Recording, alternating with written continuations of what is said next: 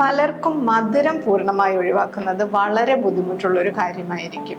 ഒരുപക്ഷെ നിങ്ങൾ ഡയബറ്റീസോ ഫാറ്റി ലിവറോ PCOSോ ഒക്കെ പോലെയുള്ള ഏതെങ്കിലും ഒരു അസുഖം ഡയഗ്നോസ്ഡ് ആയതുകൊണ്ടോ, അതല്ലെങ്കിൽ വെയിറ്റ് കുറക്കാനോ, അതല്ലെങ്കിൽ ജനറലി ഒരു ഹെൽത്തി ലൈഫ് സ്റ്റൈൽ ഷിഫ്റ്റിന് വേണ്ടിയോ ഒക്കെ ശ്രമിക്കുന്നവരായിരിക്കാം.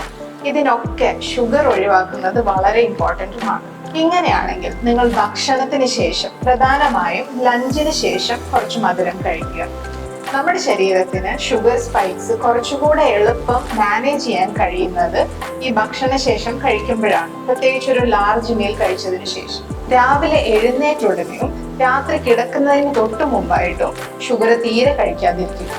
ഈ സമയങ്ങളിൽ കഴിക്കുമ്പോഴും എംപ്റ്റി സ്റ്റൊമക്കിൽ കഴിക്കുമ്പോഴും ആണ് ഏറ്റവും കൂടുതൽ ഷുഗർ സ്പൈക്സ് ഉണ്ടാകുന്നതും അത് നമ്മുടെ ശരീരത്തിന് കൂടുതൽ ഡാമേജസ് ഉണ്ടാക്കുന്നത്.